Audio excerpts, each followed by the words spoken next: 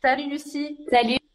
Je suis ravie de te recevoir aujourd'hui voilà, pour parler de toi, pour parler de tes pièces, pour parler de ton approche de la céramique. Eh ben, merci pour l'invitation.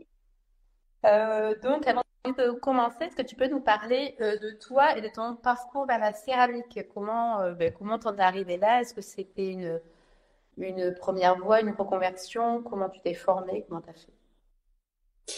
Alors, pour moi, c'était une reconversion.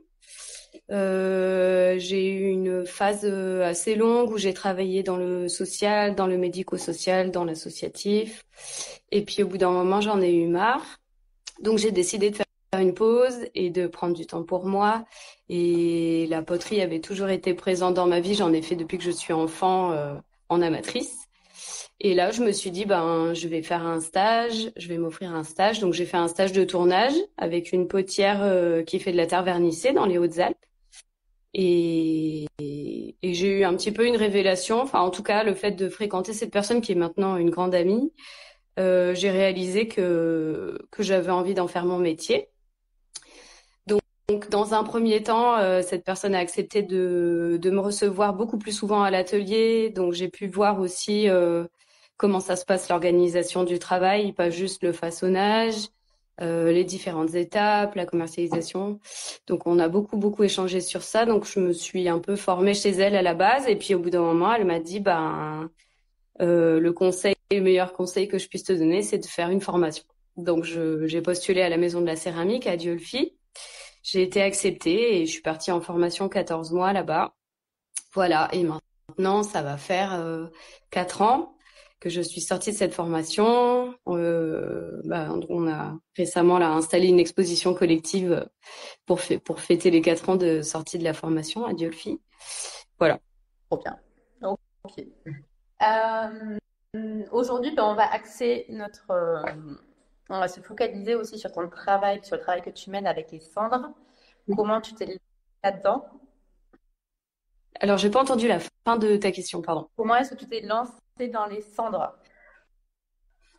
Comment je me suis lancée dans les centres? Bah, en fait, globalement, pendant ma formation, petit à petit, j'ai découvert que travailler avec des matières que je pouvais collecter, ramasser, récupérer, c'était ça qui m'intéressait.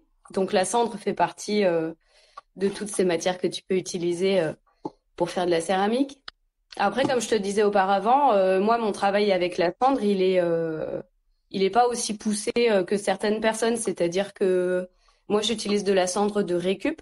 Donc, je ne brûle pas de végétaux euh,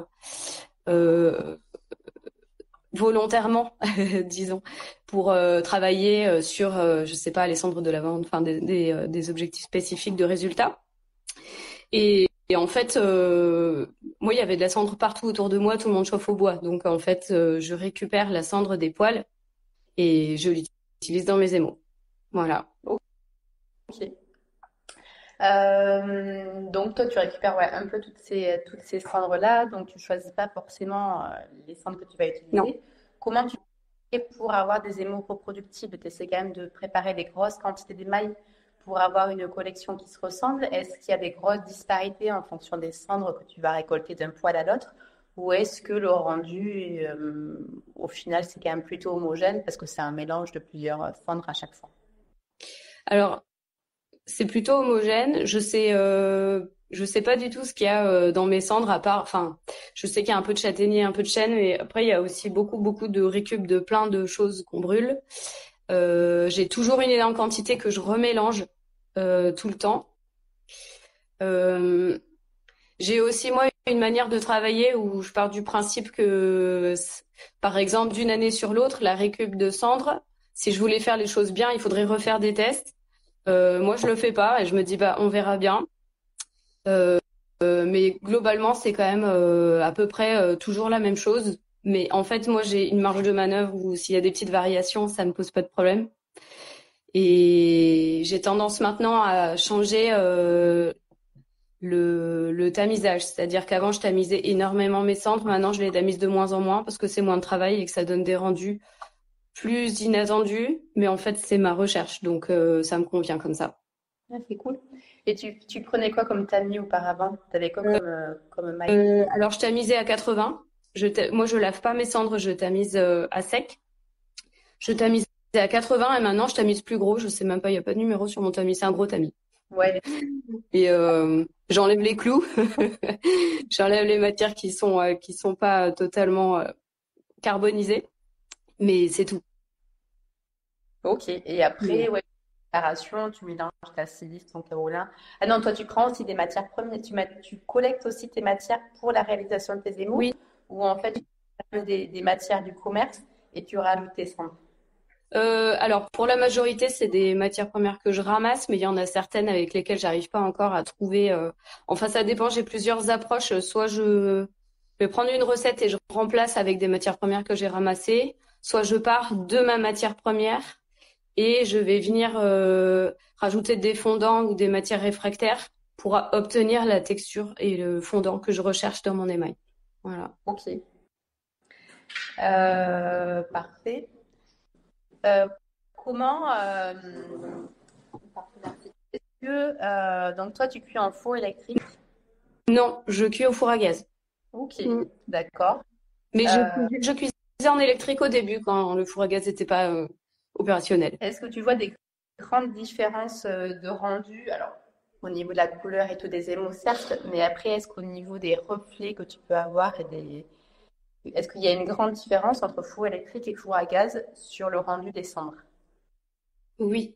En tout cas sur moi, mais enfin, c'est pas une généralité en fait, mais moi sur mes émaux, en four électrique, j'avais quand même des émaux plutôt transparents, très fondus, euh, brillants. Et quand je suis passée au gaz, bon, depuis, j'ai quand même développé, j'ai quand même beaucoup d'émaux différents, avec des cendres et avec pas des cendres. J'ai quand même, en tout cas, avec les émaux de cendre, plus de matité et plus de luminosité, de clarté. Ok. Voilà. Mais on peut avoir du mat avec des cendres, enfin, en fait, ça dépend de ses émaux, quoi. En électrique, c'est possible aussi. Enfin, Oui, voilà, tout est possible. Mais c'est vrai que souvent, les fours à gaz sont quand même réputés pour avoir plus de nuances. oui. Et donc, c'est pour voir si avec les cendres, ça se reportait aussi, quoi. Oui. Tu, donc, on a une question. Est-ce qu'on peut utiliser des cendres pour abaisser des émaux à la température, en fait, à une température de faïence? Donc, je pense, est-ce qu'on peut cuire en basse température grâce aux cendres? Alors moi je l'ai jamais fait mais je vois pas. En fait c'est toujours pareil, tout dépend de sa recette de la recette de son émail. Moi je l'ai jamais fait parce que je travaille que en haute température mais je vois pas pourquoi ça serait pas possible. Il faut voir en fait en fonction de ce qu'il y a dans sa cendre euh, le mieux c'est de la tester juste toute seule pour voir à combien elles font. Et déjà, ça nous donne, enfin, moi, en tout cas, c'est ma manière de travailler, c'est-à-dire que c'est très empirique. Si à 980, elle est déjà très fondue, bon, bah, ça veut dire que il manque pas grand-chose pour l'amener à 1080. Enfin, je sais pas à combien la personne cuit en faïence, mais euh, c'est euh, c'est possible, mais il faut aller faire des recherches un petit peu. Ok. Autre question, où est-ce que tu vas collecter tes matériaux? Eh ben, ça dépend quoi. Mais des fois c'est dans des rivières, des fois c'est très très volontaire, c'est-à-dire que je sais que je suis dans une zone calcaire et je sais que je cherche des éléments calcaires, donc je vais orienter mes recherches en fonction de la zone géologique et puis chercher un peu dans les cartes et tout ça. Soit c'est vraiment par hasard et je me promène et je regarde et le paysage et je vois que bon bah c'est très granitique ou volcanique et il y a des éléments qui peuvent m'intéresser. Il y a plusieurs manières d'aborder la chose, mais il faut avoir en tête que c'est pas forcément toujours évident parce que des fois la matière première elle est présente mais elle est dessous. Donc s'il n'y a pas d'affleurement, on n'y a pas forcément accès. Et ou alors on n'y a pas forcément accès en grande quantité quoi. Il va y avoir un tout petit endroit et dans ce cas-là bon c'est pas forcément toujours très pertinent. On peut cuire pour essayer, s'amuser, bon voilà, c'est toujours sympa, mais si on veut vraiment intégrer cette matière première dans sa production, ce qui est intéressant, c'est de savoir que l'accès, il est entre guillemets facile, enfin, et qu'on puisse en prendre une certaine quantité. C'est un peu comme les cendres, en fait. Enfin, voilà, c'est... Oui, c'est trop petit, après c'est compliqué. C'est ça. Comment tu fais pour reconnaître, tu vois, ces terrains? T'as je sais qu'il y a une application, mais je sais plus comment est-ce qu'elle s'appelle. Je suis désolée. Je pense qu'il y a des applications, tu vois, qui te permettent de déterminer un peu les spécificités des terrains. Tu vois, si c'est un terrain calcaire, s'il y a un terrain d'autres textures. Toi, comment tu connais ces terrains? Tu utilises ces cartes? Tu utilises des applications? Alors, j'utilise pas d'application parce que souvent ça capte pas chez moi de toute façon. Euh, Bah c'est à force en fait je m'entraîne à essayer de reconnaître les particularités des roches en fait dans certains bouquins de vulgarisation de géologie par exemple il y a des espèces de d'outils de d'analyse des roches où on part des grandes familles et on essaye de petit à petit en avançant avec des critères on arrive à identifier plus ou moins si c'est une roche plutôt volcanique plutôt granitique plutôt calcaire avec la texture la couleur la structure, ce genre de choses. Donc c'est plutôt en m'entraînant à repérer. C'est pas forcément facile, hein. Je suis pas une experte du tout, mais c'est il faut s'entraîner à regarder en fait, juste à se poser la question. Et puis oui, les cartes géologiques m'aident pour ça, oui, effectivement. Oui, oui. Toi, tu vends quand même beaucoup sur les marchés. Est-ce que tu as déjà été embêté pour des émaux de cendre et le côté alimentaire? C'est- Alors, ça m'est jamais arrivé. Je n'ai pas eu de contrôle et je ne connais pas de personne à qui c'est arrivé. Donc, j'ai pas de témoignage à ce propos. Je sais pas très bien comment, comment ça se passe. Ok. Toi, tu testes beaucoup de choses. Donc, ton principe, c'est quand même l'expérimentation. Tu expérimentes les mots, tu veux expérimenter différentes techniques. Est-ce que des fois, tu n'es pas trop frustré voilà, d'expérimenter, d'avoir des échecs? Euh, Bah, maintenant, ça va. Au début, c'était assez frustrant parce que il y a eu quand même une grosse phase qui a duré plusieurs années pour mettre au point des recettes qui sont un peu plus stables. Parce que je produis quand même de l'utilitaire et parce que c'était nécessaire dans le cadre de cette production-là. En fait, si je faisais que du sculpturel, ça serait encore différent. Donc maintenant, en fait, j'ai un équilibre où j'ai une partie de certains émaux, je sais, ils ont une petite variation euh, en fonction de la température, en fonction de la densité, en fonction de l'épaisseur de l'émail. Et en fonction des superpositions d'émaux maintenant et d'engobes que je mets en dessous. Mais en fait, ça, c'est à peu près maîtrisé. Je sais qu'il n'y a plus de problème technique. Il y a certaines choses encore où je vais renouveler les expérimentations à chaque. Ouais, ça a été compliqué au début, mais Bah, en fait, si tu sais qu'il y a une base où tu n'auras pas de problématique et que à côté de ça, tu peux te permettre de toujours renouveler des choses. Parce qu'en fait, quand tu testes des nouvelles choses, moi, à chaque four, je sais que il y a une partie des pièces, bon, bah, ça marche toujours pas. Il y a une partie des pièces où j'ai fait des nouveaux tests et en fait, c'est super et je vais le redévelopper. Et après, il y a ma partie que j'aime et où je sais que ça va en termes de problèmes techniques. Donc maintenant, c'est au point ce fonctionnement-là et ça va. Du coup, je suis plus frustrée. Mais ça prend du temps. ça a mis du temps. Voilà, c'est ça. On a une petite question. Comment est-ce que tu fais pour utiliser ces roches et les rendre plus friables? Est-ce que tu les cuis une première fois à température du biscuit pour pouvoir les casser? Pour les rendre plus friables, c'est ça que t'as dit? Oui, c'est Ouais. ça. Alors ça dépend des matières premières. Alors cuire une première fois, ça je l'ai jamais fait, mais je l'ai déjà entendu, effectivement. Mais jusqu'à présent, j'en ai pas eu besoin pour moi. Soit je concasse avec une dameuse. Je sais pas si tu vois, c'est un grand outil avec un manche en bois et c'est un outil de maçonnerie en fait, avec une espèce de grosse pièce en métal très lourde. Donc tu concasses au sol. Ça m'est arrivé d'utiliser un broyeur à jarre. Donc c'est une grosse jarre très lourde dans laquelle tu as des billes en porcelaine, grosso modo, dans laquelle tu mets ta matière première et de l'eau. Et en fait, elle est sur une espèce de plateforme avec un moteur et ça fait tourner avec une courroie et du coup ça crée un phénomène d'érosion mais de manière accélérée et ça va concasser les roches comme ça.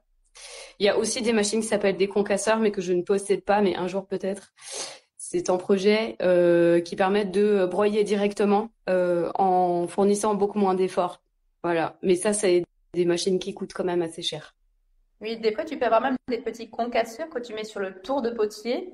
Tu tournes vite Ouais. et ça concasse. Oui, j'ai vu ça, mais c'est des petits formats. Ouais, oui, oui, je sais. Toi, qu'est-ce que tu utilises comme terre? Est-ce que tu collectes aussi des terres ou est-ce que tu prends là par contre des terres du commerce pour avoir une certaine stabilité là-dessus? Alors, ma terre de façonnage, je la collecte pas. J'en ai plusieurs. C'est des terres de carrière hein, assez rustiques, du grès de Saint-Amand, de la Trénie.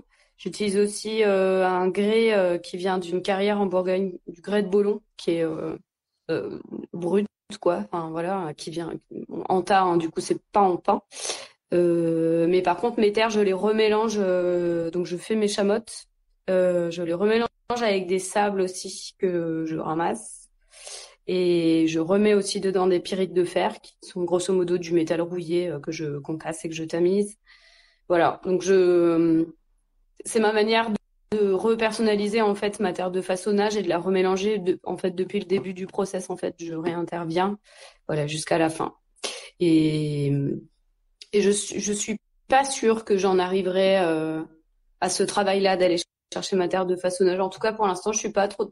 Mon idéal, c'est vraiment d'avoir par contre un gros tas de terre sec devant mon atelier que je puisse vraiment remélanger avec ma recette à moi, tout ça, tout ça. Pour l'instant, c'est qu'une partie de ma production, mais mon objectif, c'est que ce soit l'intégralité de ma production avec ces terres-là plutôt, et de cesser définitivement d'avoir des pains et du plastique dans ma poubelle. Toi, à quoi ressemble ta semaine de céramiste? Est-ce que tu as des semaines types? Est-ce que tu travailles toute la semaine? Est-ce que tu considères que tu travailles beaucoup? Est-ce que tu arrives à bien gérer ton temps? Comment tu fais? Alors, je n'ai pas de semaine type, ça c'est sûr. Je travaille tous les jours. Je considère que je travaille. En fait, c'est assez variable. C'est plutôt, je dirais, des temporalités spécifiques. Enfin, je vais avoir des phases où je vais faire vraiment énormément de façonnage et ensuite je vais prendre vraiment un gros temps sur les mailles et dans ce cas-là, je vais rentrer dans un questionnement plus sur mes différents émaux, comment je les positionne, comment je les superpose, comment je réintègre des nouveaux émaux ou des nouvelles matières premières. Et après, il y a la cuisson. Après, il y a un temps de calme. En fait, c'est plutôt des phases, je dirais, plutôt que des semaines.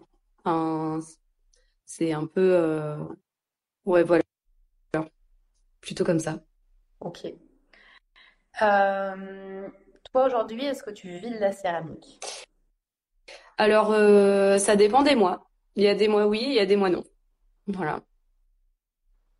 Et, donc, tu fais des marchés depuis longtemps. Est-ce que tu vois une évolution, toi, au niveau des marchés? Est-ce que tu sens la crise financière qui impacte les marchés de potiers?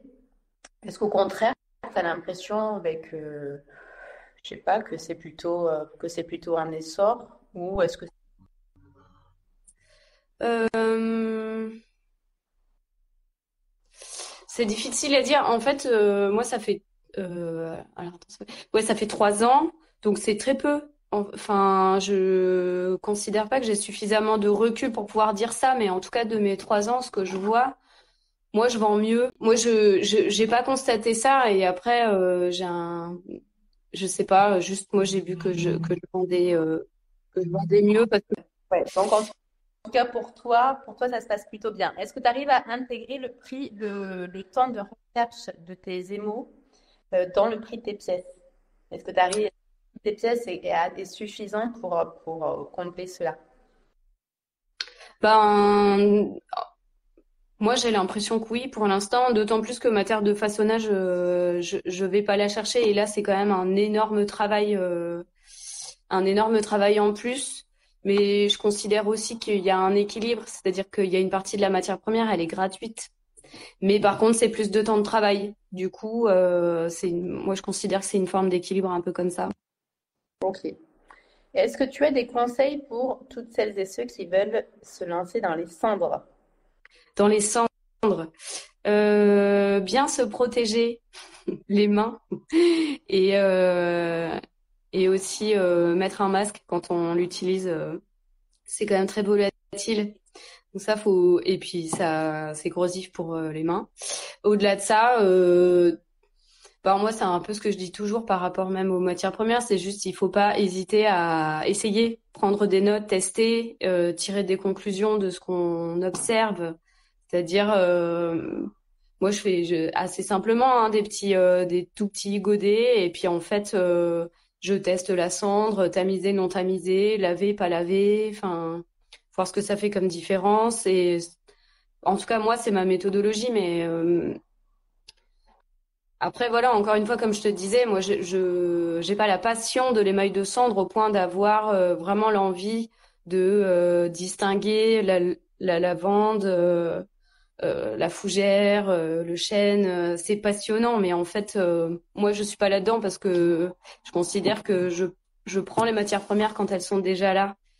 Et donc, je saurais pas à quoi dire de plus. Enfin, et surtout, ne pas en acheter si on veut travailler la cendre, on se la procure, on va voir une distillerie, je sais pas, qui a de la cendre disponible. Enfin, voilà, essayer de trouver la matière première qu'on a autour de soi et travailler déjà avec ça. Je trouve déjà ça peut apprendre beaucoup.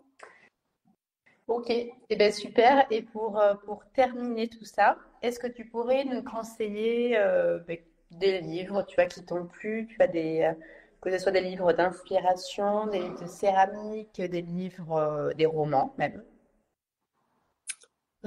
Euh, Moi, je sais pas. En fait, je lis vraiment des choses très très très variées. En céramique, ce que j'ai lu il y a pas longtemps qui m'a beaucoup touchée, c'était un livre de Philippe Lambercy qui écrit des lettres à Daniel de Montmelin notamment, mais pas que. Et c'est des c'est une relation amicale épistolaire très très belle. Euh, c'est des personnes qui se partagent leur passion de la céramique et leurs questionnements et leurs doutes et c'est assez beau à lire.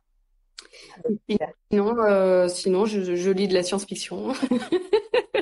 Je sais pas vraiment jusqu'à quel point ça inspire mon travail, peut-être l'inattendu.